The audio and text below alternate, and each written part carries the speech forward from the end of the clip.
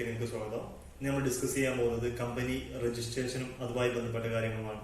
അതായത് ഒരു company register ചെയ്യുന്ന സമയത്ത് എന്തെല്ലാം കാര്യങ്ങളാണ് ശ്രദ്ധിക്കേണ്ടത്, എന്തെല്ലാം ഡോക്യുമെന്റ്സ് ആണ് ഒരു കമ്പനി രജിസ്റ്റർ ചെയ്യുന്ന സമയത്ത് വേണ്ടത്, ഒരു കമ്പനി രജിസ്റ്റർ ചെയ്ത് കഴിഞ്ഞാൽ അതുകൊണ്ടുള്ള ബെനിഫിറ്റ് എന്താണ്, അതുപോലെ അതിന്റെ പോരായ്മകൾ എന്തെല്ലാമാണ്, എത്ര സമയം എടുക്കും ഒരു കമ്പനി രജിസ്റ്റർ ചെയ്യാൻ, ഇത്തരം കാര്യങ്ങൾ ഡീറ്റെയിൽ ആയിട്ട് ഡിസ്കസ് ചെയ്യാനാണ് ഈ ഒരു വീഡിയോ ചെയ്യുന്നത്.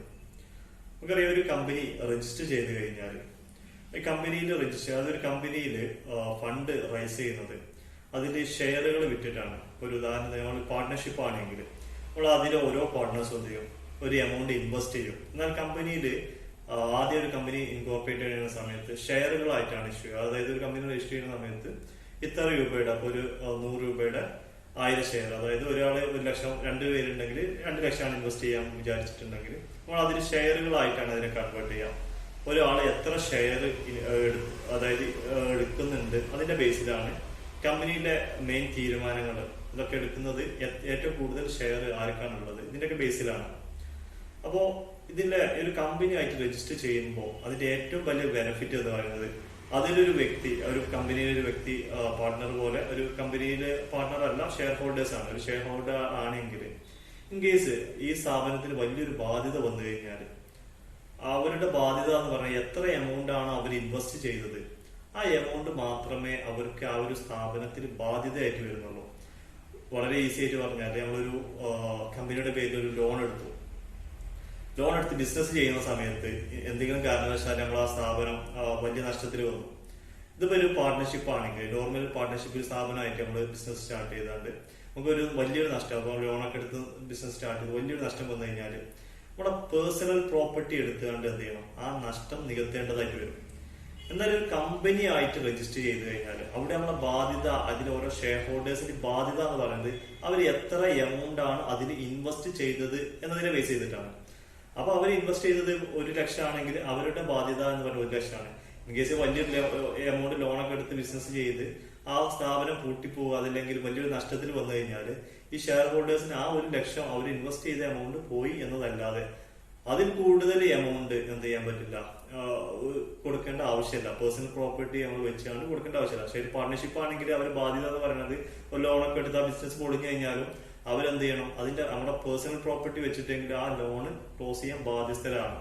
അപ്പൊ അവരുടെ പാർട്ട്ണർഷിപ്പ് ആകുമ്പോൾ ഒന്ന് ലിമിറ്റഡ് അല്ല ബാധ്യത. ഇവിടെ കമ്പനി ആയിട്ട് രജിസ്റ്റർ ചെയ്യുമ്പോൾ അതിന്റെ ബാധ്യത ലിമിറ്റഡ് ആണ്. ഈ ഒരു കാരണം കൊണ്ടാണ് മിക്കവാറും ആളുകൾ കമ്പനി ആയിട്ട് രജിസ്റ്റർ ചെയ്യുന്നത്. അതിന് പ്രധാന കാരണം ഒന്നതാണ്.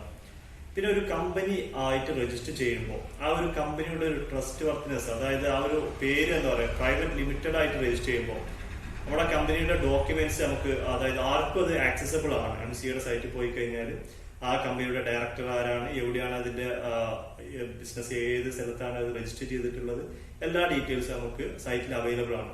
അതുകൊണ്ട് തന്നെ നമുക്ക് ഒരു പ്രൊപ്പോസൽ കൊടുക്കുന്നതിനും അതുപോലെ തന്നെ പുതിയൊരു ക്ലയന്റിനെ മീറ്റ് ചെയ്യാൻ പോകുന്ന സമയത്തും ഇത് വലിയൊരു അഡ്വാൻറ്റേജസ് ആണ്. കമ്പനി ആയിട്ട് രജിസ്റ്റർ ചെയ്യുമ്പോൾ അവർ ആ ഒരു ലെവലിലാണ് കാണുക.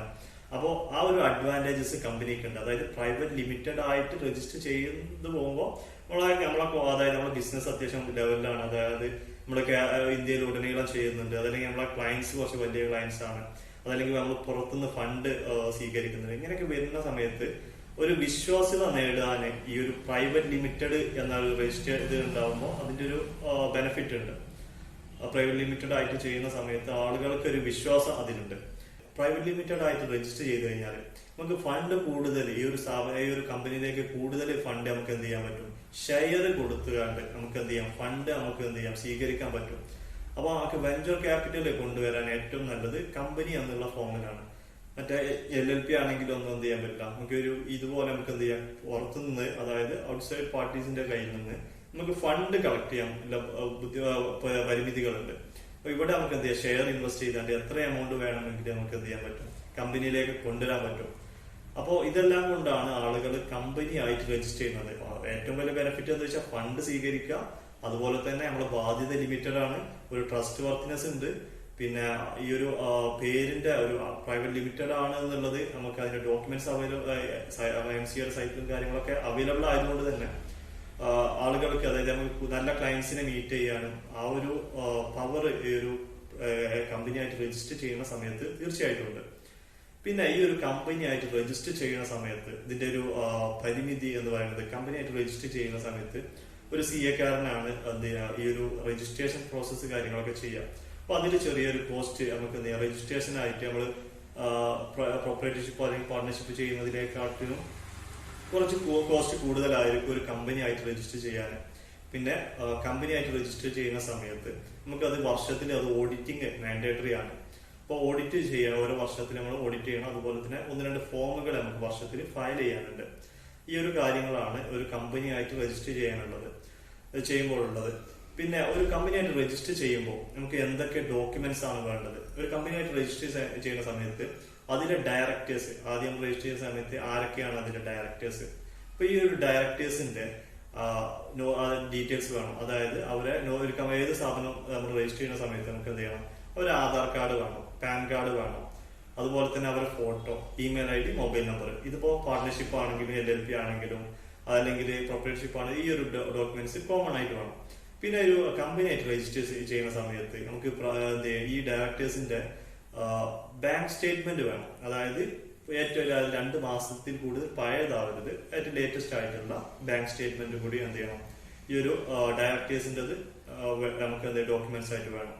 പിന്നെ ഈ ഒരു സ്ഥാപനത്തിന്റെ അഡ്രസ് പ്രൂഫ് ആയിട്ട് നമുക്ക് ഒന്ന് റെന്റൽ അഗ്രിമെന്റ് വേണം. അതുപോലെ തന്നെ ഒരു യൂട്ടിലിറ്റി ബില്ല് വേണം. അതേ വേണമെങ്കിൽ ഇലക്ട്രിസിറ്റി ബില്ലാവാം, അതല്ലെങ്കിൽ ടെലിഫോൺ ബില്ലാവാം. ഇതിൽ ഏതെങ്കിലും ഒരു യൂട്ടിലിറ്റി ബില്ല് നിർബന്ധമായിട്ട് വേണം. ഈ ഒരു ഡോക്യുമെന്റ്സ് ഉണ്ട് എങ്കിൽ നമുക്ക് എന്ത് ചെയ്യാൻ പറ്റും, ഒരു കമ്പനി ആയിട്ട് രജിസ്റ്റർ ചെയ്യാൻ പറ്റും. ഇനി ഈ ഒരു കമ്പനി ആയിട്ട് രജിസ്റ്റർ ചെയ്യുന്ന സമയത്ത് അതിന്റെ ഫസ്റ്റ് സ്റ്റെപ്പ് എന്ന് പറയുന്നത് അതിന്റെ പേര് റിസർവ് ചെയ്യുക എന്നുള്ളതാണ്. അപ്പൊ നിങ്ങളൊരു കമ്പനി ആയിട്ട് രജിസ്റ്റർ ചെയ്യാൻ ഉദ്ദേശിക്കുന്നുണ്ടെങ്കിൽ നിങ്ങൾ ആദ്യം ചെക്ക് ചെയ്യേണ്ടത് നിങ്ങൾ എന്താണ് ഒരു സ്ഥാപനത്തിന് പേരിടാൻ ഉദ്ദേശിക്കുന്നത് എന്നുള്ളത് ആദ്യം നിങ്ങൾ കൺഫേം ചെയ്യാം. അതിനുശേഷം മാത്രമേ നിങ്ങൾ എന്ത് ചെയ്യാൻ പറ്റുള്ളൂ, ബാക്കി സ്റ്റെപ്പിലേക്ക് പോകാൻ പറ്റുള്ളൂ. എന്താ വെച്ചാൽ പലരും എന്ത് ചെയ്യുന്നുണ്ട്, ഒരു പേര് അവർ മനസ്സിൽ കാണും, ആ ഒരു പേര് വെച്ചുകൊണ്ട് വെബ്സൈറ്റ് തുടങ്ങും, ട്രേഡ് മാർക്ക് രജിസ്റ്റർ ചെയ്യും. അതിനുശേഷം കമ്പനി രജിസ്റ്റർ ചെയ്യാൻ നോക്കുന്ന സമയത്ത് ഇതിൽ ഓൾറെഡി എന്ത് ചെയ്തിട്ടുണ്ടാവും, ആ ഒരു സെയിം പേര് ഓൾറെഡി ആരെങ്കിലും യൂസ് ചെയ്തിട്ടുണ്ടാവും. അപ്പോൾ നിങ്ങളൊരു കമ്പനി ആയിട്ട് രജിസ്റ്റർ ചെയ്യുന്ന സമയത്ത് നിങ്ങൾ ആദ്യം എന്ത് ചെയ്യണം, ഈ ഒരു പേര് അവൈലബിൾ ആണോ എന്ന് ചെക്ക് ചെയ്യണം. ആദ്യം ആ ഒരു പേര് നമുക്ക് 2 പേരുകളെ നമുക്ക് എന്ത് ചെയ്യാം, അറ്റ് എ ടൈം നമുക്ക് കൊടുക്കാൻ പറ്റും. ഒരു കമ്പനി രജിസ്റ്റർ ചെയ്യുന്ന സമയത്ത് ഓപ്ഷണലായിട്ട് ഒരു പേരും കൂടി നമുക്ക് കൊടുക്കാം. ആ പേര് നമുക്ക് ആദ്യം കമ്പനി രജിസ്റ്റർ ചെയ്യുന്ന സമയത്ത് നമുക്ക് ഓൾറെഡി അതുമായി സാമ്യമുള്ള പേരുകൾ ഉണ്ടോ എന്ന് ചെക്ക് ചെയ്യാം. അത് ഇല്ല എങ്കിൽ എന്ത് ചെയ്യാം, ആ പേര് നമ്മൾ എന്ത് ചെയ്യാം, അപേക്ഷിക്കാം. ഒരു 2-3 ദിവസത്തിന്റെ ഉള്ളിൽ തന്നെ നമുക്കൊരു പേര് അതെന്ത് ചെയ്യും, ആ സ്ഥാപനത്തിന്റെ പേര് അപ്രൂവ് ആയിട്ട് വരും. അങ്ങനെ ആ ഒരു പേര് നമുക്ക് അപ്രൂവ് ആയി വന്നു കഴിഞ്ഞാൽ നമുക്ക് അടുത്ത സ്റ്റെപ്പ്, പിന്നെ നമുക്ക് ബാക്കി നേരത്തെ പറഞ്ഞ ഡോക്യുമെന്റ്സ് കൊടുത്താൽ നമുക്ക് എന്ത് ചെയ്യാൻ പറ്റും, രജിസ്റ്റർ ചെയ്യാൻ പറ്റും. അപ്പൊ ഈ ഒരു പേര് അപ്രൂവ് ചെയ്തതിനു ശേഷം മാത്രമായിരിക്കണം എന്ത് ചെയ്യണം, നമ്മൾ ട്രേഡ് മാർക്ക് രജിസ്റ്റർ ചെയ്യാൻ, നമ്മുടെ വെബ്സൈറ്റ് രജിസ്റ്റർ ചെയ്യാൻ. ഇല്ല എങ്കിൽ എന്ത് ചെയ്യും, ഈ ഒരു നെയിം നമുക്ക് കിട്ടില്ലെങ്കിൽ അത് പിന്നീട് ബുദ്ധിമുട്ടായി മാറും. അതാണ് അതിലെ ഒന്നാമത്തെ കാര്യം. പിന്നെ ഒരു കമ്പനി രജിസ്റ്റർ ചെയ്യാൻ നമുക്ക് എത്ര സമയം എടുക്കും, ഇത് എല്ലാവരും ചോദിക്കുന്നതാണ്. ഒരു കമ്പനി രജിസ്റ്റർ ചെയ്യാൻ നമുക്ക് എടുക്കുന്നത് ഒരു 2 വീക്ക് മാക്സിമം 2 വീക്കാണ് പറയുന്നത്. ഒരു 10 ദിവസം കൊണ്ട് തന്നെ ഈ ഡോക്യുമെന്റ്സ് എല്ലാം കറക്റ്റ് ആണെങ്കിൽ നമുക്ക് എന്ത് ചെയ്യും, ഒരു 10 ദിവസം കൊണ്ട് തന്നെ ഒരു കമ്പനി നമുക്ക് ഫോം ചെയ്തെടുക്കാൻ പറ്റും. പിന്നെ ഒരു കമ്പനി ഫോം ചെയ്തെടുത്തു കഴിഞ്ഞാൽ കമ്പനി അതിന്റെ രജിസ്ട്രേഷൻ കാര്യങ്ങളാണ് ഈ 10 ദിവസം പറഞ്ഞത്. പിന്നെ നമുക്ക് GST രജിസ്ട്രേഷൻ കാര്യങ്ങളൊക്കെ എടുക്കണമെങ്കിൽ നമുക്ക് അപ്പോൾ GST എടുക്കണമെങ്കിൽ നമുക്ക് അറിയാം, 1 ആഴ്ച കൊണ്ട് നമുക്ക് GST രജിസ്ട്രേഷൻ ഇപ്പോൾ കാര്യങ്ങളെല്ലാം ഫാസ്റ്റ് ആണ്. അപ്പോൾ 1 ആഴ്ച കൊണ്ട് തന്നെ ഇപ്പോൾ GST രജിസ്ട്രേഷൻ കിട്ടുന്നുണ്ട്. അപ്പോൾ 1 ആഴ്ച അതിന് നമുക്ക് കാണാം. ഇത്രയുള്ള ഒരു കമ്പനി രജിസ്റ്റർ ചെയ്യാൻ ഇതിന്റെ ഫോർമാലിറ്റീസ് ഇത്രയേ ഉള്ളൂ. അപ്പോൾ പിന്നെ അതുപോലെ തന്നെ നിങ്ങൾ ശ്രദ്ധിക്കേണ്ടത് ആരാണ് കമ്പനി രജിസ്റ്റർ ചെയ്യേണ്ടത്. ഇപ്പൊ ഞാൻ നേരത്തെ പറഞ്ഞതിൽ ഉപരി ഇതിൽ ആരൊക്കെ നമുക്ക് കമ്പനി രജിസ്റ്റർ ചെയ്യാം. അതായത് നേരത്തെ പറഞ്ഞു നമുക്കൊരു ട്രസ്റ്റ് വർത്തിനെസ് ഉണ്ട്, അതായത് നമുക്കൊരു ഈ ഒരു പേരിന്റെ ഒരു അഡ്വാൻറ്റേജസ് ഉണ്ട്. ഇപ്പോൾ ചെറിയ സംരംഭകര്, വളരെ ചെറിയ ടേൺ ഓവർ ഉള്ള ആളുകൾ, അവര് കമ്പനി ആയിട്ട് രജിസ്റ്റർ ചെയ്യണോ എന്നുള്ളതാണ്. കാരണം അവർക്ക് ഇത് എന്താ വെച്ചാൽ ഒരു കമ്പനി ആയിട്ട് രജിസ്റ്റർ ചെയ്ത് കഴിഞ്ഞാൽ ഞാൻ നേരത്തെ പറഞ്ഞു നമുക്ക് ഓഡിറ്റിംഗ് മാൻഡേറ്ററി ആണ്. അപ്പൊ നമ്മൾ എന്തായാലും ഒരു വർഷത്തിൽ നമ്മൾ എന്ത് ചെയ്യണം, അതിന്റെ പല അതായത് ഫയലിംഗും കാര്യങ്ങളൊക്കെ ഒരു 20,000 മിനിമം നമ്മൾ എന്ത് ചെയ്യണം, കാണണം ഒരു കമ്പനി ആയിട്ട് രജിസ്റ്റർ ചെയ്യുമ്പോൾ. അപ്പോൾ വളരെ ചെറിയ ടേൺ ഓവർ ഉള്ള ആളുകൾ കമ്പനി ആയിട്ട് രജിസ്റ്റർ ചെയ്യണോ എന്നുള്ളത് അവർ ചിന്തിക്കേണ്ട കാര്യമാണ്. അതുപോലെ തന്നെ മറ്റൊരു കാര്യം എന്നുള്ളത് നമ്മളെ ചെറിയ ഷോപ്പുകൾ, അതായത് ഈ ഒരു പേരിന്റെ അഡ്വാൻറ്റേജസ് എവിടെയില്ല, നമുക്ക് പുറമേ നിന്ന് ഫണ്ട് സ്വീകരിക്കേണ്ട ആവശ്യം വരുന്നില്ല, നമ്മളെ ടേൺ ഓവറും വളരെ കുറവാണ്. നമ്മളെ ബിസിനസ് ചെയ്യുന്ന ഏരിയ എന്ന് പറഞ്ഞത് നമ്മൾ ചെറിയൊരു ഏരിയ ഫോക്കസ് ചെയ്തിട്ടാണ് ബിസിനസ് ചെയ്യുന്നത്.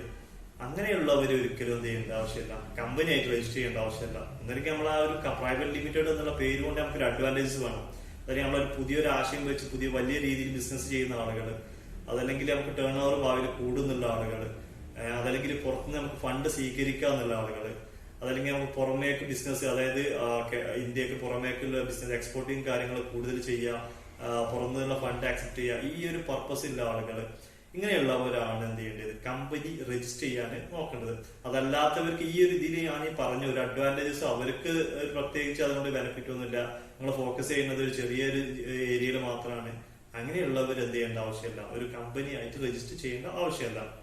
പിന്നെ നേരത്തെ പറഞ്ഞതിൽ ഒരു കാര്യം വിട്ടുപോയിട്ടുള്ളത്, കമ്പനിയുടെ അഡ്വാൻറ്റേജസ് എന്ന് പറയുമ്പോൾ നമുക്ക് അതിന്റെ ടാക്സ് പെർസെന്റേജ്, ഒരു കമ്പനി പ്രൈവറ്റ് ലിമിറ്റഡ് ആയിട്ട് രജിസ്റ്റർ ചെയ്ത് കഴിഞ്ഞാൽ 25% ആണ് വരുന്നത്. അത് LLP ആയിട്ട് LLP ആണെങ്കിൽ 30% ആണ്. അതും ഒരു അഡ്വാൻറ്റേജസ് ആണ്, ഞാൻ നേരത്തെ പറഞ്ഞതിൽ വിട്ടുപോയതാണ്. അപ്പൊ ഇത്രയും കാര്യങ്ങളാണ് ഒരു കമ്പനി രജിസ്റ്റർ ചെയ്യുന്ന സമയത്ത് നമ്മൾ ശ്രദ്ധിക്കാനുള്ളത്. അതിലെല്ലാ കാര്യങ്ങളും കവർ ചെയ്തെന്ന് വിചാരിക്കുന്നുണ്ട്. പിന്നെ അതല്ലാതെ കുറച്ച് കാര്യങ്ങളുണ്ട്, അത് രജിസ്റ്റർ ചെയ്യുന്ന സമയത്ത് നമ്മൾ പറയാ എന്നുള്ളതാണ്. അതായത് നമ്മളൊരു കമ്പനി രജിസ്റ്റർ ചെയ്യുന്ന സമയത്ത് എത്രയാണ് നമ്മൾ ക്യാപിറ്റൽ കോൺട്രിബ്യൂഷൻ എന്നുള്ളത് അതിൽ കാണിക്കാനുണ്ട്. അത് നമുക്ക് അതിൽ മിനിമം ക്യാപിറ്റൽ ഇത്ര കാണിക്കണം എന്നൊന്നുമില്ല. പക്ഷെ എത്ര കാണിച്ചാലും അത് എന്ത് ചെയ്യണം, കമ്പനി രജിസ്റ്റർ ചെയ്ത് കഴിഞ്ഞാൽ നമ്മളെ ബാങ്ക് അക്കൗണ്ടിലേക്ക് എന്ത് ചെയ്യണം, അത് ട്രാൻസ്ഫർ ചെയ്യണം. 1000 എമൗണ്ട്. അതിപ്പോ നമ്മള് 50,000 ആണ് ഒരു ഡയറക്ടർ 50,000 ആണ് ഇൻവെസ്റ്റ് ചെയ്യാന്നുണ്ടെങ്കിൽ ആ 50,000 അവരുടെ പേഴ്സണൽ അക്കൗണ്ടിൽ നിന്ന് എന്ത് ചെയ്യണം, കമ്പനിയുടെ അക്കൗണ്ടിലേക്ക് ട്രാൻസ്ഫർ ചെയ്യണം. അതുപോലെ തന്നെ 2 പാർട്ട്നേഴ്സ് ആണെങ്കിൽ ആ മറ്റേ പാർട്ണർ എത്രയാണോ ഇൻവെസ്റ്റ് ചെയ്യുന്നത് ആ ഒരു എമൗണ്ട് എന്ത് ചെയ്യണം, ബാങ്ക് അക്കൗണ്ടിലേക്ക് ട്രാൻസ്ഫർ ചെയ്ത് അതൊരു ഫോം നമുക്ക് ഫയൽ ചെയ്യാനുണ്ട്. അപ്പോൾ അതിപ്പോ നമുക്ക് മിനിമം ക്യാപിറ്റൽ ഇത്ര എന്ന് പറഞ്ഞിട്ടില്ല. അപ്പോൾ ആ ഒരു കാര്യങ്ങളും ഉണ്ട്. അപ്പോൾ ഇത്രയും കാര്യങ്ങളാണ് ഇതിൽ കമ്പനി രജിസ്റ്റർ ചെയ്യുമ്പോൾ ഉള്ളത്.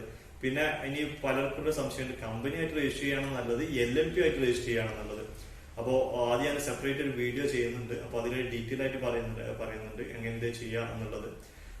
കാരണം എന്താ വെച്ചാൽ ഈ ഒരു വീഡിയോയുടെ ലെങ്ത് ഓൾറെഡി കൂടിയിട്ടുണ്ട്. അപ്പോൾ ഇനി അടുത്തൊരു വീഡിയോയിൽ നമുക്ക് ഡീറ്റെയിൽ ആയിട്ട് കമ്പനിയും LLP ന്റെ വ്യത്യാസങ്ങളും ഏതാണ് ബെറ്റർ എന്നുള്ള കാര്യങ്ങൾ നമുക്ക് നോക്കാം.